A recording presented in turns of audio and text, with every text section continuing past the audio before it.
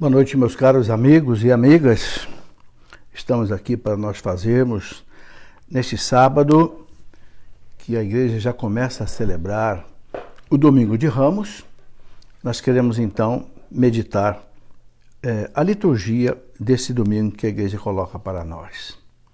Começa a Semana Santa, a maior semana da nossa fé, onde Cristo sairá vencedor da morte, do pecado, do inferno e nos devolverá a vida eterna. Ele veio a nós para isso. E é isso que nós queremos, então, compreender nesta liturgia, desse Domingo de Ramos. Em nome do Pai, e do Filho, e do Espírito Santo. Amém. Vamos pedir ao Senhor a sua graça, a sua bênção. Vamos pedir que o Senhor ilumine o nosso coração, a nossa alma, para nós compreendermos realmente esses santos mistérios. Vinde, Espírito Santo, enchei os corações dos vossos fiéis, acendei neles o fogo do vosso amor. Enviai, Senhor, o teu Santo Espírito sobre nós nesta noite, e tudo será criado. Renovareis a face da terra. Oremos, ó Deus, que instruíste os corações dos vossos fiéis com a luz do Espírito Santo. Fazei que apreciemos retamente todas as coisas segundo o mesmo Espírito e gozemos sempre da sua consolação. Por Cristo nosso Senhor. Nós te pedimos, ó Pai, em nome de Jesus, a graça do Espírito Santo, a luz divina do Espírito Santo para compreendermos, Senhor, esta liturgia deste domingo, que é o domingo, Senhor, da vossa glória, da vossa ressurreição também. Ave Maria, cheia de graça, o Senhor é convosco. Bendita sois vós entre as mulheres e bendito é o fruto do vosso ventre, Jesus. Santa Maria, Mãe de Deus, rogai por nós, pecadores, agora e na hora de nossa morte. Amém. Glória ao Pai, ao Filho e ao Espírito Santo, como era no princípio, agora e sempre. Amém. São José, rogai por nós. Em nome do Pai, do Filho e do Espírito Santo. Amém. Muito boa noite, meus caros amigos, amigas. Estamos começando a celebrar a Semana Santa de uma maneira atípica, que nunca na nossa vida nós vimos isso. Nunca. Não é só você que é jovem, não. Eu que tenho 70 anos de idade, eu nunca passei uma Semana Santa em casa, sem poder participar da missa dos Santos Óleos, da missa do lava-pés, da adoração da cruz, e também da vigília pascal, da ressurreição do Senhor. Mas vamos celebrar nas nossas casas, Cristo no nosso coração, Deus na nossa alma, o Espírito Santo em nós, porque somos, a igreja nos ensina, templo do Espírito Santo. Se nós não temos na nossa alma pecado mortal, Deus habita em nós. Então podemos, no nosso coração, celebrar a Semana Santa, todas as funções da Semana Santa. E certamente, meus irmãos, como não é culpa nossa, é um impedimento que não depende de nós, Deus nos dará as graças da Semana Santa. Como são muitas coisas que nós podemos dizer nessa liturgia de hoje, para eu não perder assim uma sequência, eu quero mais ou menos seguir então as leituras que estão aqui. Começando pela leitura do profeta Isaías, capítulo 50, versículo de 4 até 7, em que o profeta Isaías diz: o Senhor Deus deu-me língua adestrada. Ele está falando de Jesus, é uma profecia, é o Cristo falando. O Senhor Deus é o seu Pai. Deu-me língua adestrada, para que eu saiba dizer palavras de conforto à pessoa abatida. É uma das missões do Cristo. Consolou muita gente, curou muita gente. Ele me desperta a cada manhã e me excita o ouvido para prestar atenção como um discípulo. Ouvir a voz do Pai como um discípulo e realizá-la. O Senhor abriu meus ouvidos, não lhe resisti nem voltei atrás. Sempre fez a vontade do Pai. Ofereci as costas para me baterem e as faces para me arrancarem a barba. Não desviei o rosto de bofetões e cusparadas. O profeta Isaías é o profeta da paixão de Cristo. Nós vamos ver depois na celebração, não é, da adoração da cruz, em que a igreja coloca para nós aquelas leituras do profeta Isaías, né, capítulo 53, em que o profeta mostra Jesus como servo de Javé, destruído, né, aniquilado. Vai para, assim, a morte como uma ovelha muda, vai para, né, o matador, ou calada na mão do tosquiador, daquele que corta a sua lã, né? E o profeta Isaías narra com riqueza de detalhes tudo o que ia acontecer com Jesus, né? Aqui ele coloca alguma coisa, né? Mas o Senhor Deus é meu auxiliador, por isso não me deixei abater o ânimo. Coisa impressionante, né? Coisa impressionante. Com tudo que Jesus sofreu, ele diz, não deixei abater meu ânimo, porque o Senhor Deus é o meu auxiliador. Isso é para nós também. Nunca perder o ânimo, nunca desanimar. Tem duas coisas, meus irmãos, que o demônio quer fazer com a gente. Levar a gente ao desânimo e levar a gente ao desespero. Essas duas coisas que o demônio... Porque aí ele faz de nós gato e sapato, como o povo diz. Entende? Então, o Senhor Deus é o meu auxiliador. E aqui está com A maiúsculo, né? Por isso, não me deixei abater o ânimo. Conservei o rosto impassível, né? Firme, como pedra, porque sei que não serei humilhado. Eu sei que eu vou vencer. Eu sei que o Senhor cuida de mim. Vão me destruir, vão me matar, mas eu vou ressuscitar. Então eu vou ficar firme. É para nós isso também. A promessa da ressurreição é também para nós. Não é fácil passar pelas provações da vida, não é fácil passar pelos abatimentos, mas temos que, em Deus, né, ter o nosso ânimo, né, a nossa segurança. Depois do Salmo 21, exatamente o salmo em que o profeta Davi, 1000 anos antes de Cristo, olha só, ele já descrevia muita coisa, como é que ia ser a paixão de Cristo.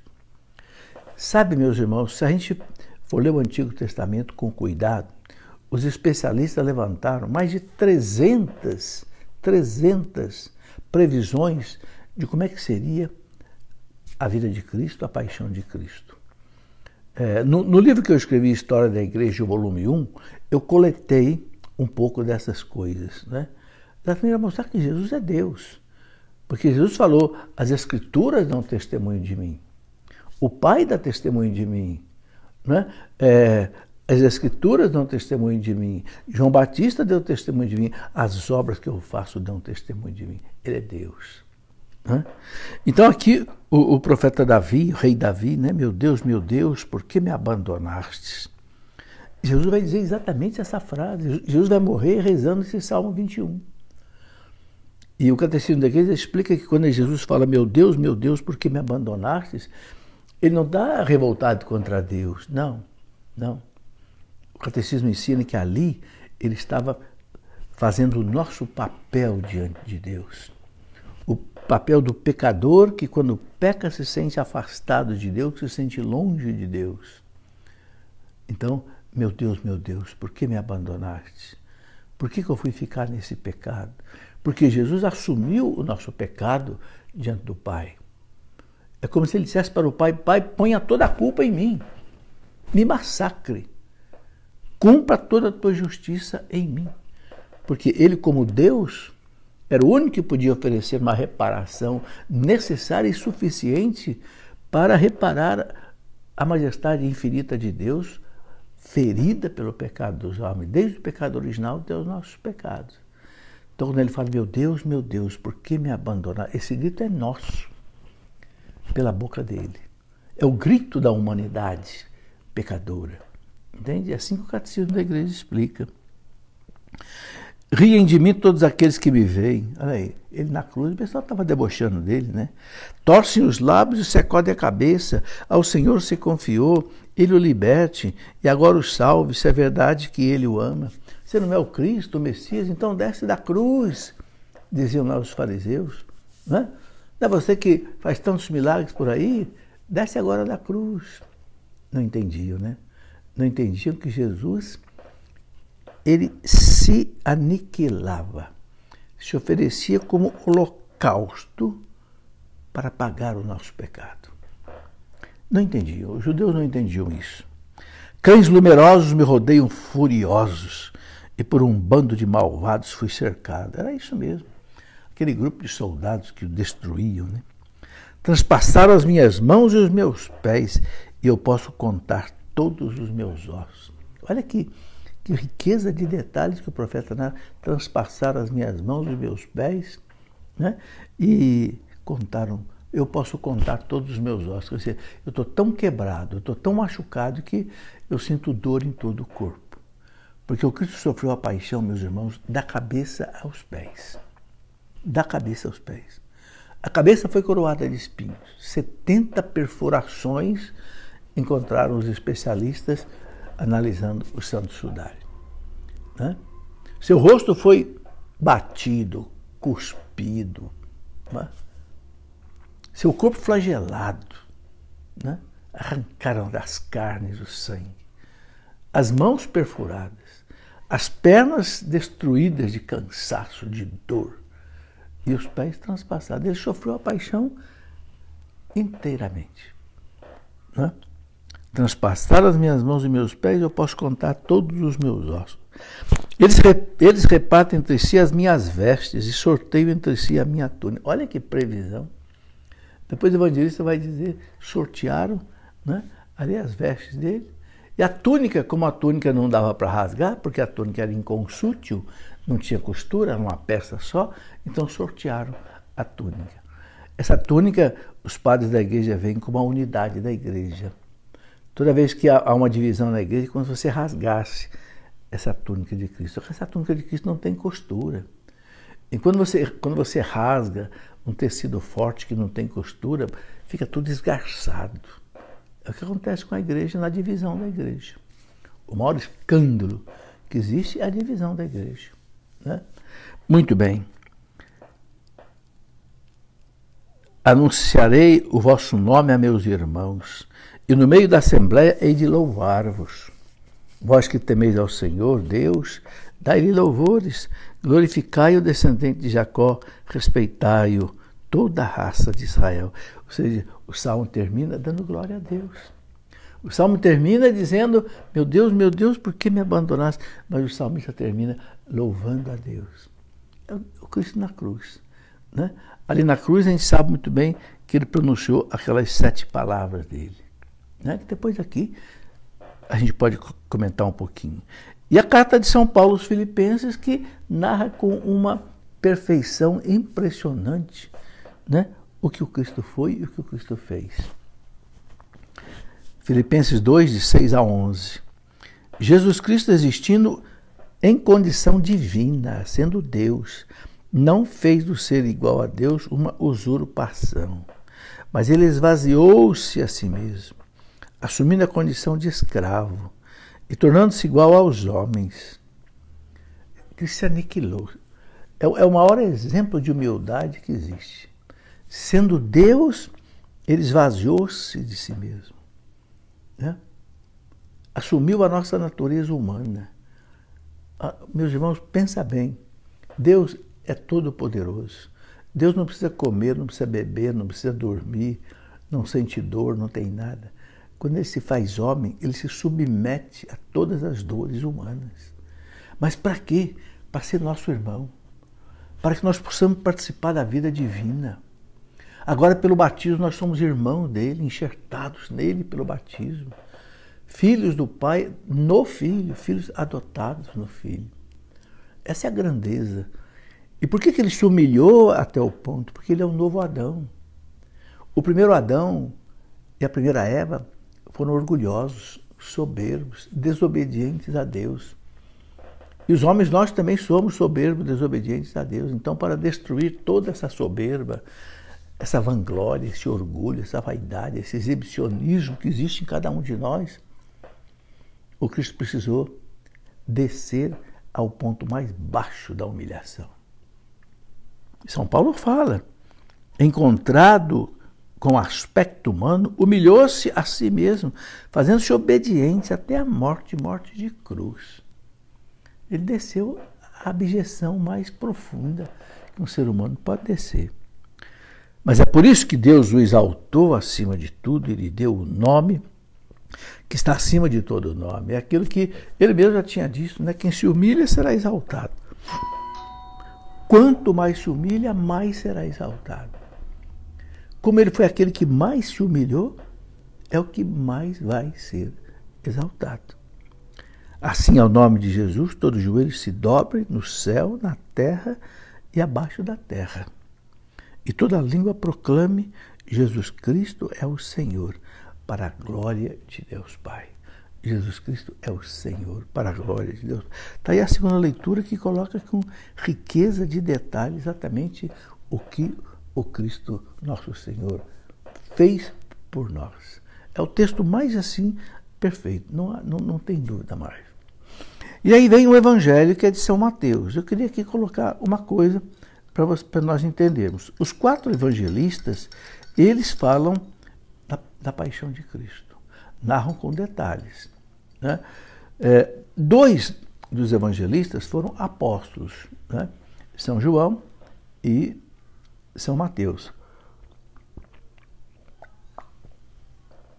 Então, nas funções litúrgicas da Semana Santa, a igreja faz a gente ler esses 2 evangelhos. O de São Mateus, que é aqui, que vai ser lido, né, nesse domingo, e na sexta-feira santa, a gravação está continuando. Ok? Agora parece que voltou o sinal. Nós tínhamos caído o sinal um pouco, agora voltou o sinal. O que eu estava falando é o seguinte: os 4 evangelistas narram a paixão de Cristo.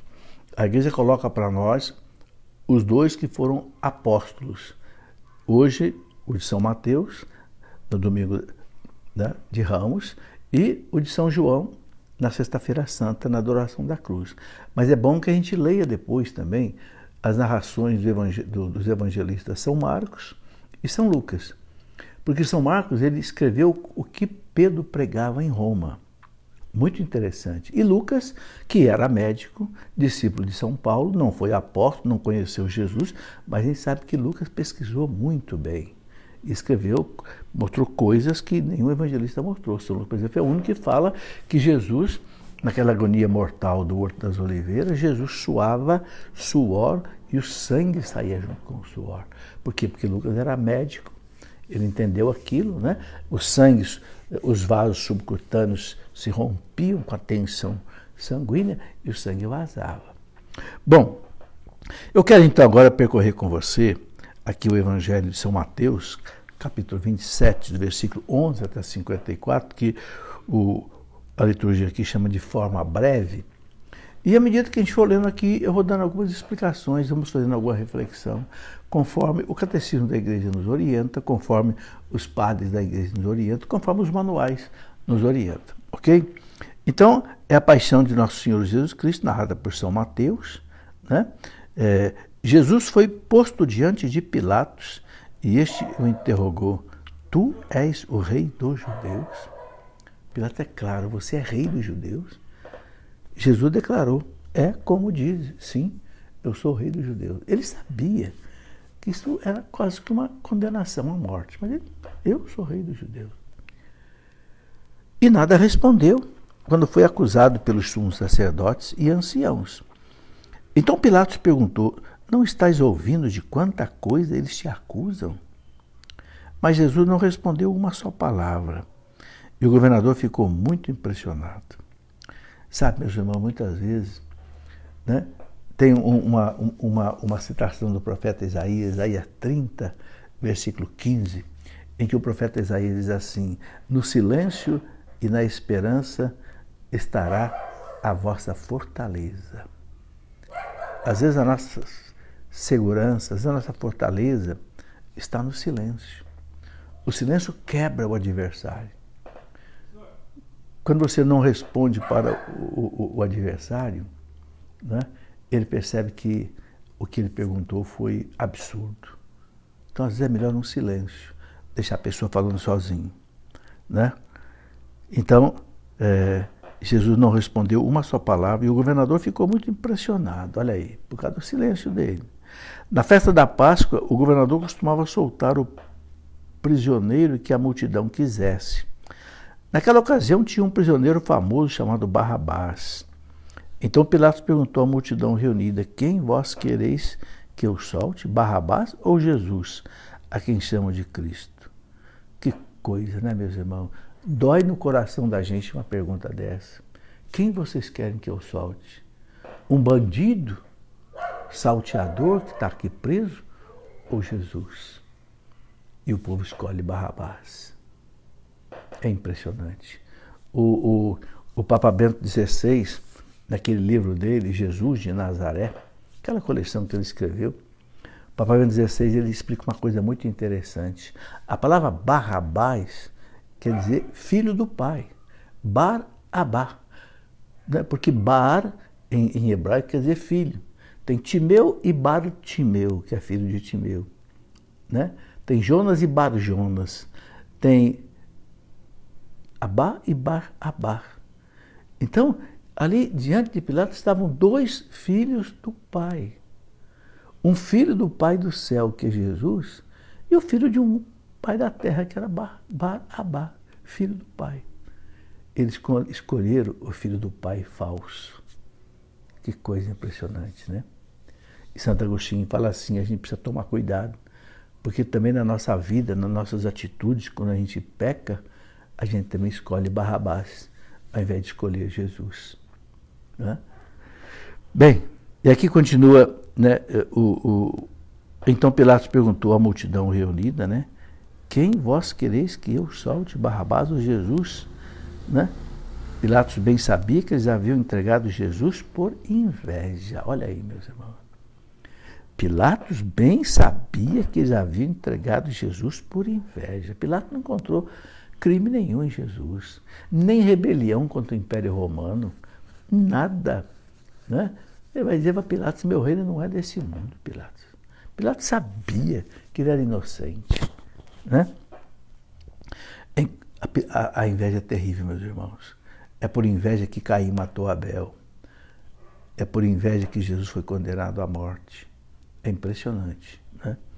Enquanto Pilatos estava sentado no tribunal, uma mulher mandou dizer a ele, sua mulher mandou dizer a ele, não te envolvas com este justo, porque esta noite em sonho sofri muito por causa dele. Veja, Deus ainda dá uma chance para Pilatos. A mulher dele sonhou com Jesus como um homem justo. Sabe, é uma coisa impressionante. Uma mulher entrar num julgamento desse e mandar um recado para Pilatos. Isso é extremamente novo. É Deus que diz para Pilatos, esse homem é justo. Né? Mas não adiantou nada, porque diz aqui, né? Porém os sumos sacerdotes e os anciãos convenceram as multidões para que pedissem Barrabás e que fizessem Jesus morrer. É impressionante como é que as multidões elas são manuseadas, né?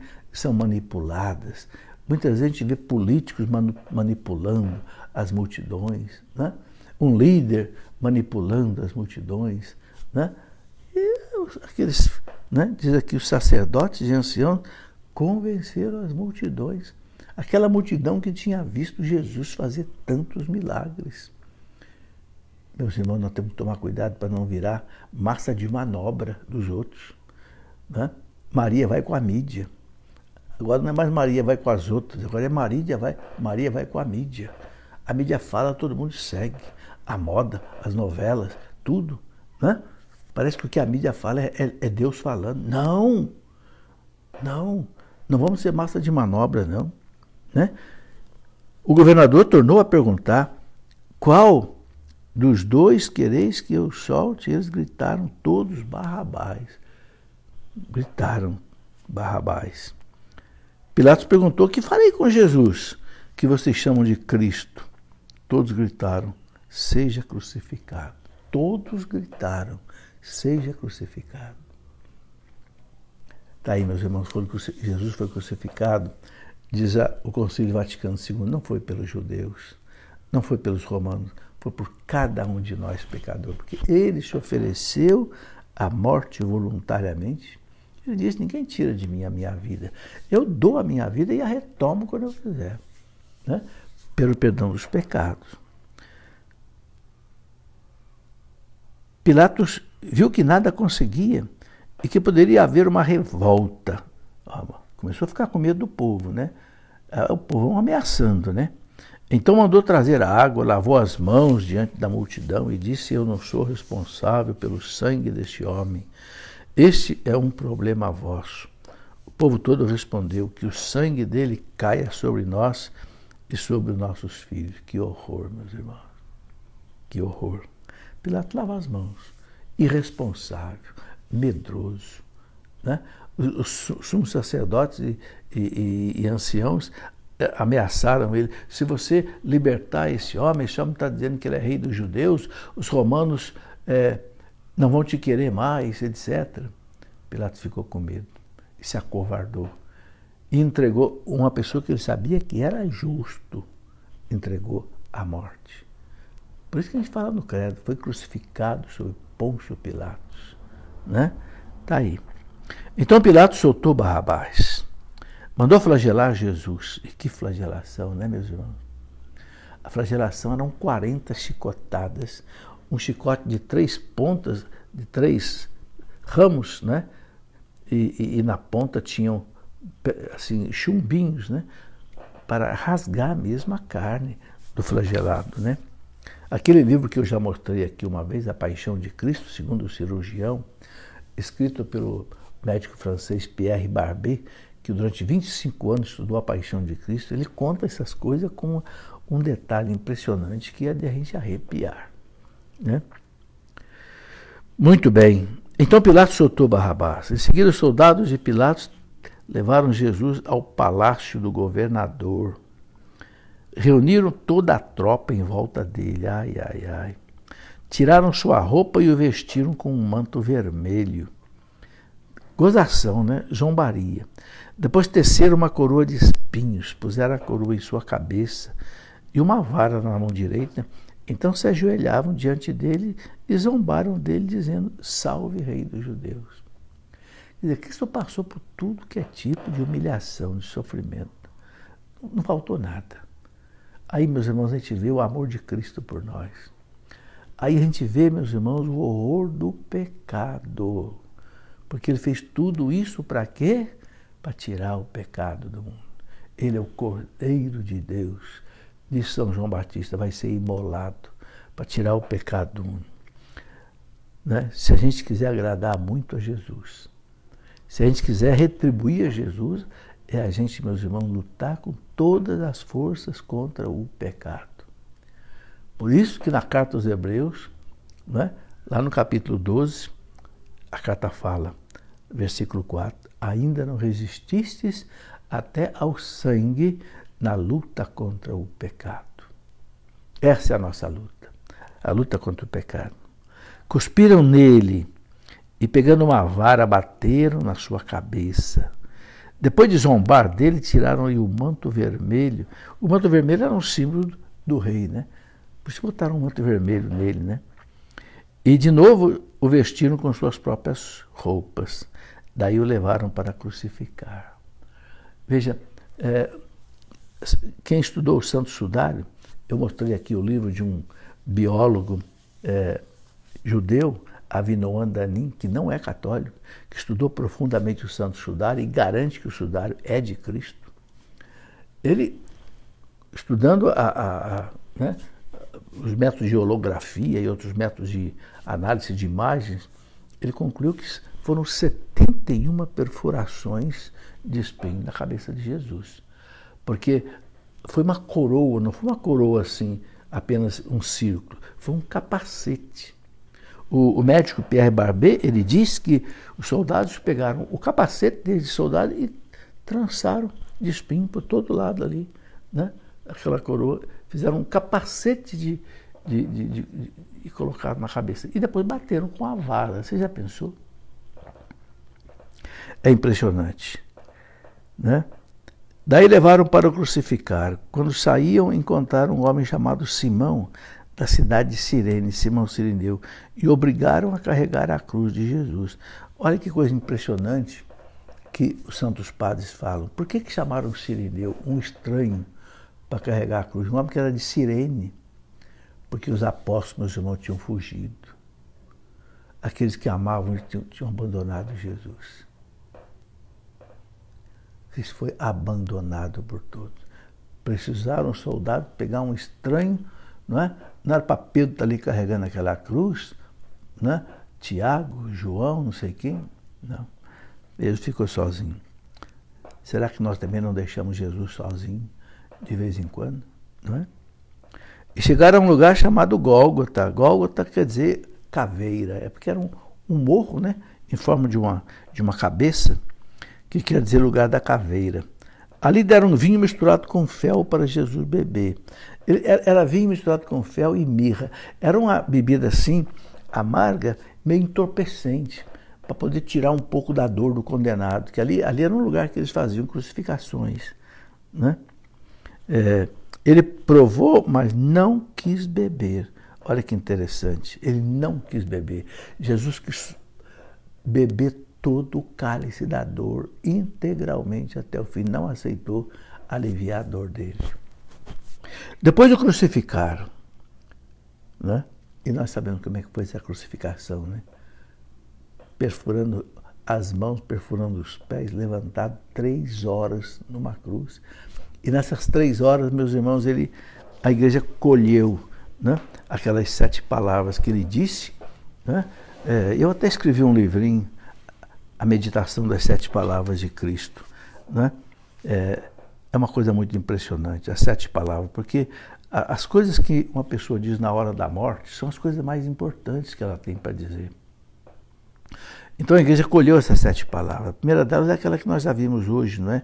Meu Deus, por que me abandonaste? Já expliquei. Depois ele fala para o bom ladrão Dimas, né? Ainda hoje você vai estar comigo no paraíso. Que felicidade a do Dimas, né? Que graça extraordinária esse homem recebeu ali de dizer para Jesus, né? Jesus, lembra-te de mim quando estiveres no teu reino. Ele acreditou em Jesus. Veja, meus irmãos, o poder da fé. Ele acreditou em Jesus, que era o rei verdadeiro dos judeus. Lembra-te de mim, Jesus, quando o Senhor estiver no teu reino. E Jesus disse, lembro sim. Você acreditou em mim? Então está aí. Ainda hoje você vai estar comigo no paraíso. Alguns perguntam, por que hoje, se ele só ressuscitou 3 dias depois? Esse hoje não é um hoje assim, cronológico. Esse hoje é um dia, agora você ganhou o céu. Hoje você ganhou o céu. Você está com o bilhete de entrada lá no céu. Pode entregar para São Pedro e entrar, por causa da sua fé, né? Depois, ele vê ali Nossa Senhora, né? E São João, mulher, eis aí o teu filho. Filho, eis aí a tua mãe. Entregou. É a última coisa que ele tinha para entregar. Jesus já tinha entregado tudo para nós, sua vida, seus milagres, sua doutrina, sua igreja, tinha entregado tudo. Mas ele ainda encontrou a última dádiva que ele podia entregar para nós, Nossa Senhora. Eis aí, né, a tua mãe. Gente, isso não é à toa. Isso não é retórica. Não, isso é uma realidade muito grande. Os santos doutores da igreja dizem que nós precisamos de Nossa Senhora para nos salvar. Mas não é o Cristo o Salvador? O Cristo é o Salvador. Só o Cristo salva, mas quem nos leva a Cristo, quem consegue para nós as graças do arrependimento, as graças das virtudes, é a Nossa Senhora. Porque ela é mãe espiritual. A mãe humana, ela te formou para esse mundo. Te deu o leite, te deu o arroz, o feijão, a educação, te deu também a fé. Mas Nossa Senhora é a mãe que nos forma para o céu. Então, os santos doutores falam, aquele que quiser se salvar sem a Virgem Maria, vai sofrer muito, vai padecer muito. É como um filho que não tem mãe nesse mundo. É muito sério isso. Eu já tenho comentado aqui sobre isso várias vezes, não vou ficar agora aqui, né? Falando mais só por causa do tempo. Bom, depois Jesus ainda nas suas 7 dores, né? meu Deus, por que me abandonaste? Né? Ainda hoje você vai estar comigo. Pai, perdoai-lhes. Não sabem o que fazem. Que coisa maravilhosa. Jesus é coerente. Jesus lá numa outra montanha, a montanha das bem-aventuranças, ele ensinou o perdão. Amai os vossos inimigos. Perdoai aqueles que vos ofendem. E agora ali no outro monte, no Monte do Calvário, ele vivia o que ele tinha ensinado. Pai, perdoai-lhes, não sabe o que fazem. E por causa disso, aquele centurião que estava ali se converteu aos pés dele.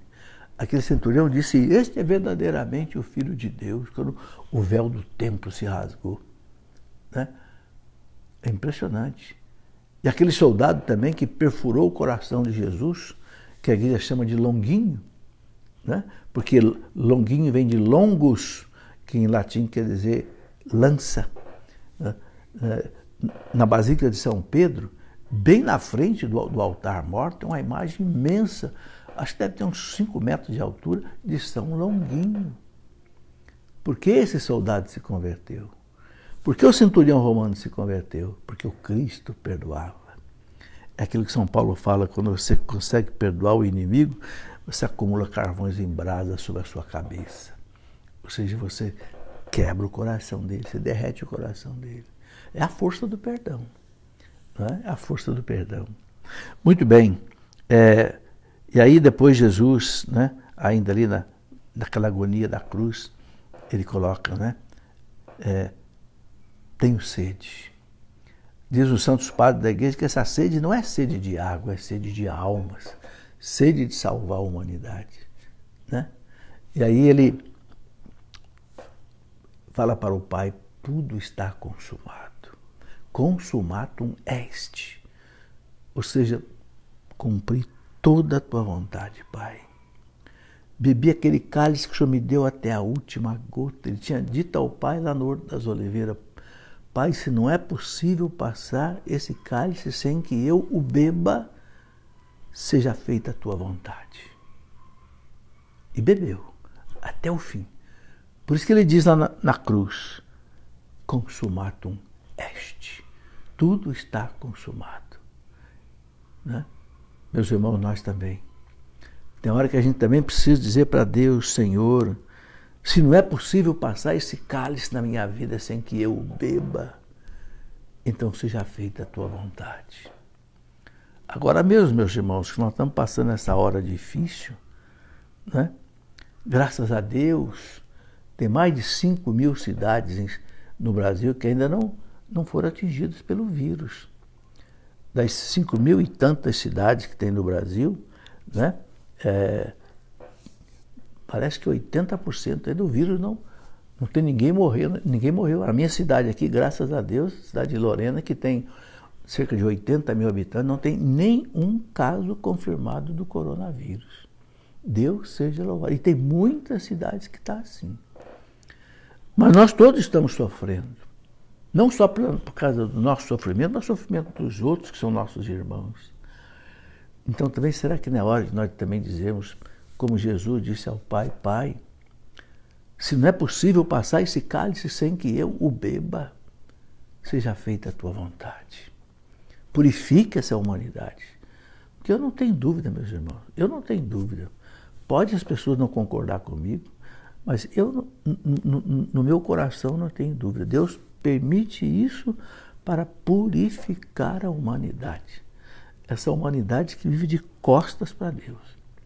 Essa humanidade louca, como diz o salmista, homem louco, que não acredita em Deus, que não segue as leis de Deus. Entende? Deus é pai, Deus não pode deixar seus filhos se perderem, então ele tem que corrigir. Ele tem que corrigir de alguma forma. Quando o filho não obedece o pai pelo conselho, tem que obedecer pela correção, pelo castigo. Mas tudo bem, tudo está consumado, Pai. Aí Jesus entrega nas tuas mãos, eu entrego o meu Espírito. As 7 palavras. Ele só entregou o Espírito na mão do Pai, ou seja, ele só morreu a hora que ele quis, a hora que ele sentiu que tudo que era preciso fazer para a nossa salvação foi feito. Não falta mais nada. Nenhum pecador se perde agora por falta de perdão. É só querer. É só confiar em Cristo. É só acreditar na igreja. É só buscar a confissão e qualquer pecador agora pode se salvar. Tudo está consumado. Nas tuas mãos entrego o meu espírito. E na morte de Jesus, a alma de Jesus se separou do corpo de Jesus. Mas o Verbo mantém a alma separada do corpo sem sofrer corrupção. É assim que ele explica a morte de Cristo. Cristo tem uma alma humana e tem um corpo humano. Nós falamos na Eucaristia, está corpo, sangue, alma e divindade. Cristo tem uma alma humana que não se confunde com o Verbo, que é a pessoa de Cristo. Na morte, a alma se separa do corpo. E o Verbo desce, né, na mansão dos mortos para levar a salvação, enquanto Cristo está morto. A alma está separada do corpo. Mas o Verbo mantém intacto. Depois o Verbo une a alma com o corpo nele e o Cristo ressuscita. É assim que o Catecismo da Igreja explica, né? Muito bem. Então aí, continua aqui o texto dizendo, né? Isso é muito interessante o que vem agora, né? Ficaram ali sentados, montando guarda, os soldados. Acima da cabeça de Jesus puseram o motivo da sua condenação. Este é Jesus, o Rei dos Judeus. A única vez que Jesus aceitou ser chamado de Rei dos Judeus foi na cruz. Jesus Nazareno, Rei dos Judeus, né?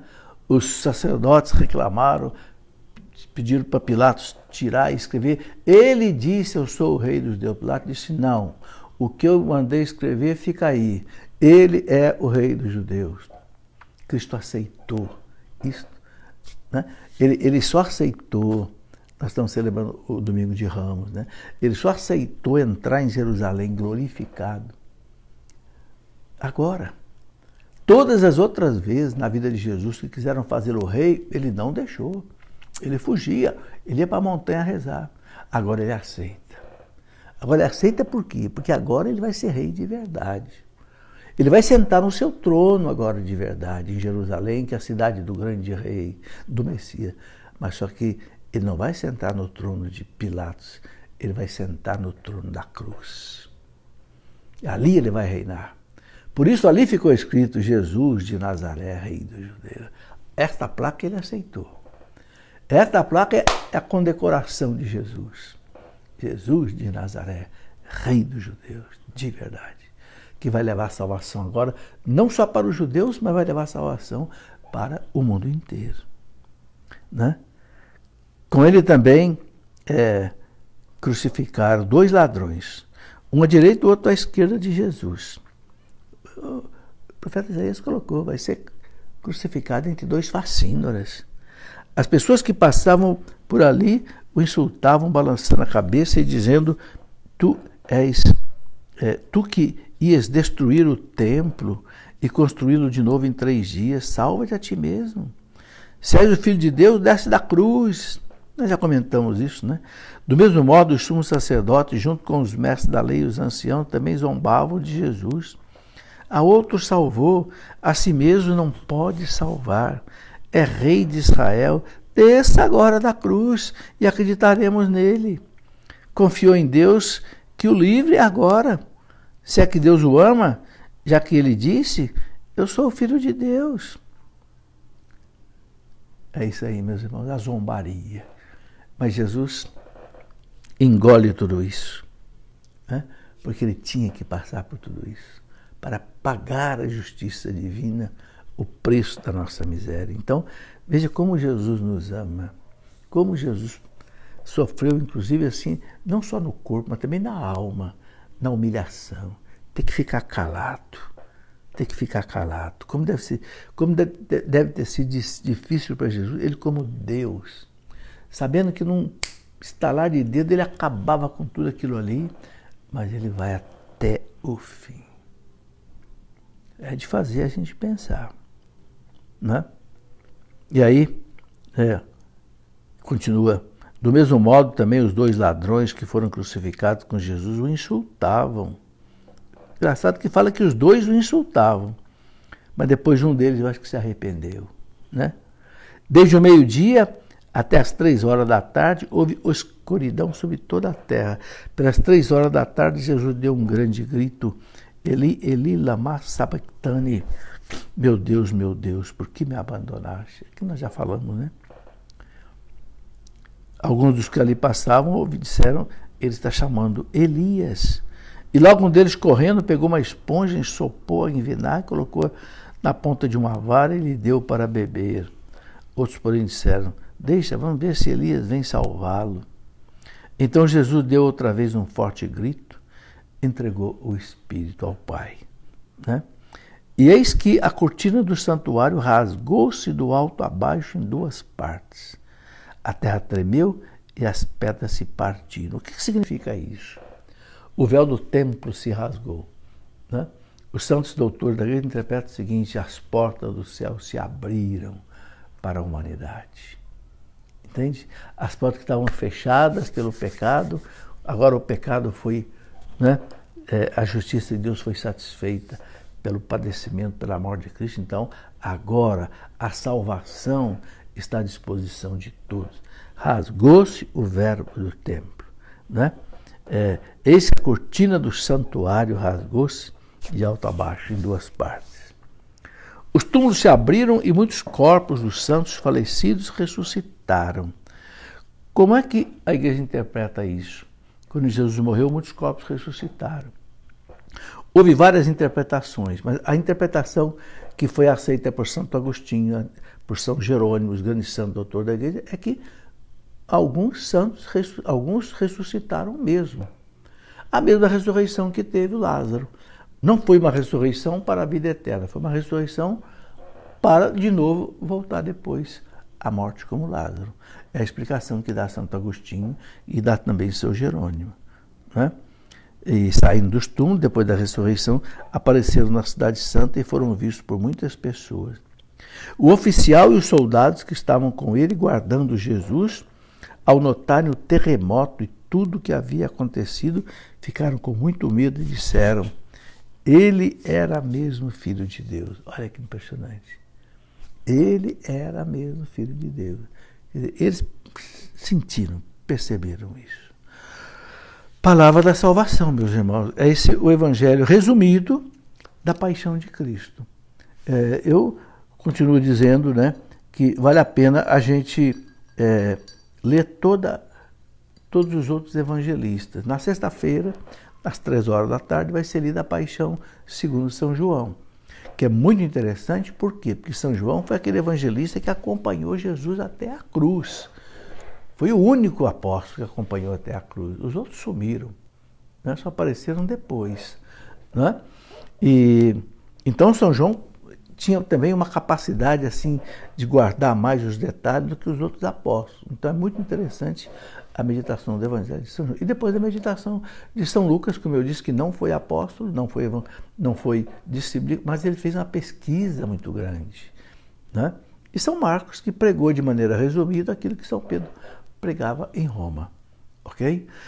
Bem, meus irmãos, está aí. O domingo, né, de Ramos, em que o Senhor entra, né, para ser coroado. Nós não vamos poder oferecer os nossos ramos na igreja para serem bênçãos levados para casa, né? Se bem que podemos recebê-los na bênção pela própria televisão, porque essa bênção vale, né? Mas qual é o ramo que nós vamos oferecer para Jesus? Qual é a retribuição que nós vamos oferecer para Jesus? É a nossa vida. São Paulo fala na carta aos Romanos, capítulo 12, né? São Paulo fala o seguinte: meus irmãos, ofereçamos a Cristo, né, o nosso corpo como um sacrifício, né, santo e agradável a Deus. Seja esse o nosso culto espiritual, São Paulo fala.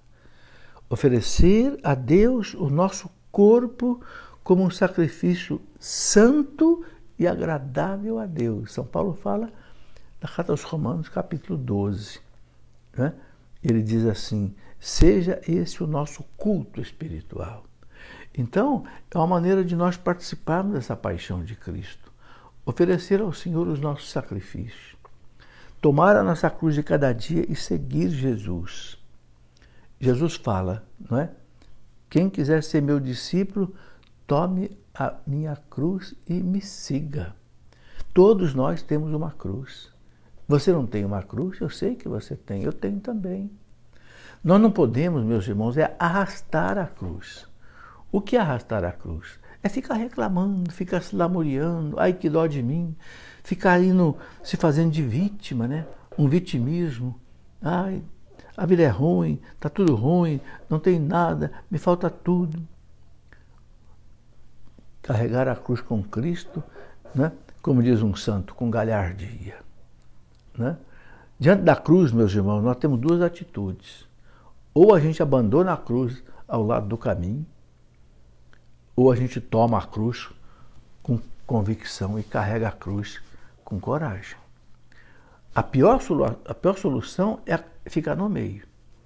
Nem pega a cruz e nem larga a cruz. Fica arrastando a cruz, se lamuriando, faz da sua vida um inferno e faz da vida dos outros um inferno também. Decida. Ou larga a sua cruz, ou toma a sua cruz. Às vezes algumas senhoras escrevem para mim, cansadas com o seu casamento, com seus problemas. O que é que eu faço? Eu separo do meu marido. Eu digo para elas isso. Tome uma decisão. Pegar ou largar. Não fica arrastando o seu casamento, entende? Com uma cruz que você arrasta. Não. Ou pega a cruz ou larga da cruz. Mas se pegar a cruz na fé de Deus, é para carregar a cruz, né? Com convicção, sem reclamação, com fé, com esperança. Eu sei que isso não é fácil, mas é a melhor solução. Então, meus irmãos, a melhor maneira da gente poder retribuir a Jesus todo esse sofrimento dele por nós é nós oferecermos a ele também os nossos sofrimentos em ação de graça. São Paulo fala de sacrifício santo e agradável a Deus. É o vosso culto espiritual. Muito bem, desejo a vocês um domingo de Ramos abençoado. Coloque o seu ramo, né, na porta da sua casa, né, e depois apresente o ramo na hora da bênção que o Padre der na missa de amanhã pela televisão. E esse ramo ficará abençoado. Amém. Em nome do Pai, e do Filho, e do Espírito Santo. Amém.